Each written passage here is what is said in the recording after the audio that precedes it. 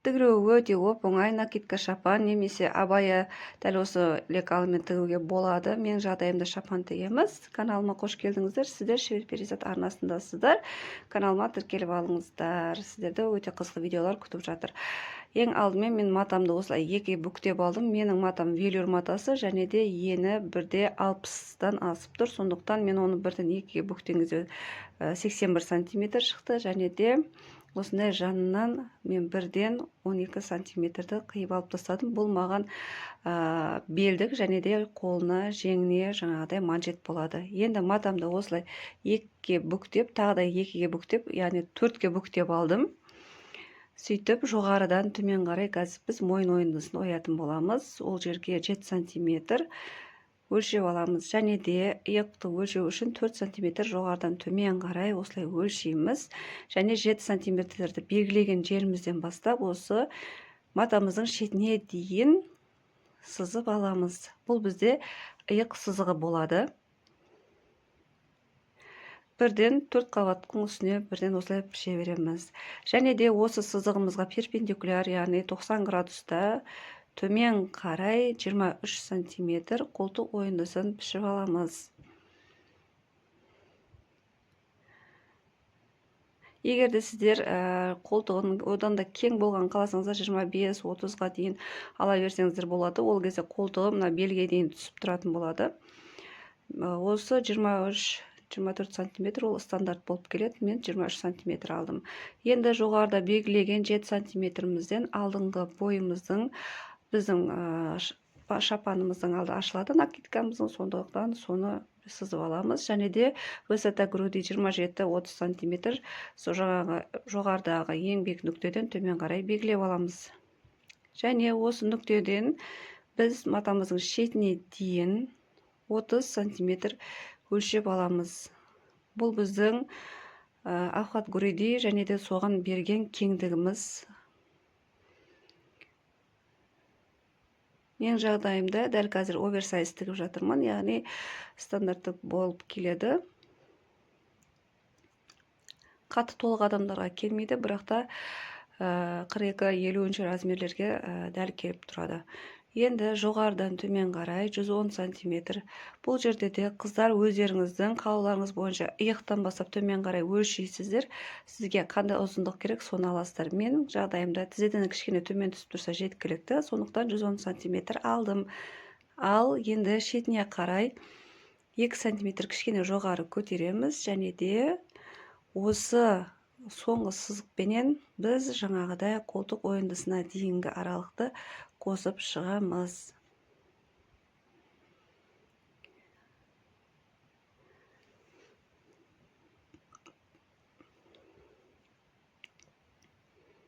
Мына жерде плавно кішкене әдемілеп өлшейміз. Енді артқы бой, алдың бой бітті. Енді артқы бойды өлшеп алу үшін 7 сантиметр мойынды өлшеп аламыз, және де 3 сантиметр төмен қарай тағы да өлшеп, осы жерде плавно мойынның сызығын сызып аламыз. Енді бірден қайшымен қиып алып тастасақ та болады. Өйткені бізде керекті өлшемдердің барлығын матамызға түсіріп алдық.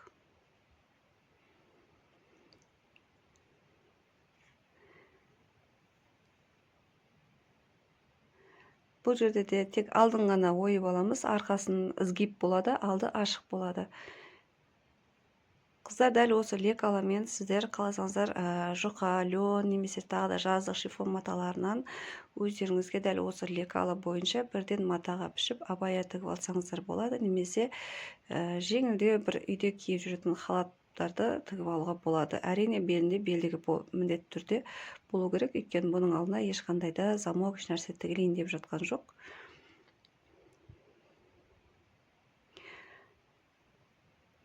Біз енді қалған матамыздан қазір жең тігіп пішіп алатын боламыз. Ол үшін біз мына өзіміздің иығымызды өлшеп аламыз, бұйымымыздағы, және де біз өзіміздің мына иықтың ең үлкен мойнымыз басылатын жерден бастап қандай ұзындық керек сізге, жеңнің ұзындығын өлшеп аласыздар. Және де жең менен иықты екеуін қосқан кезде осы қалғанын шығарып аласыздар. Ал жеңнің кеңдігі біздің жаңағыдай 23 сантиметр алдық. Ал біз матамызды, өйткені біздің негізгі накидкамыздың өзінде 23 сантиметр, ал бірақта мына жерде 22 сантиметр алып жатырмыз. Себебі бұның бір жағында ғана тігіс болады, ал біздің негізгі матамызда екі жағында тігіс. 40 сантиметр ұзындығын алдым. Жеңіміздің жалпы мынау ширина плечи мен рукаваның длинасын қосқан кезде менде 70 сантиметрдей шықты. Сондықтан менің бұйымымдағы мойын жаңада плечімнің ұзындығы 30 сантиметрдей болды. Сондықтан соның енді 70-тен 30 тастаған кезде 40 сантиметр қалады. Мінекей мен енді жеңімнің ұзындығы 40 сантиметр.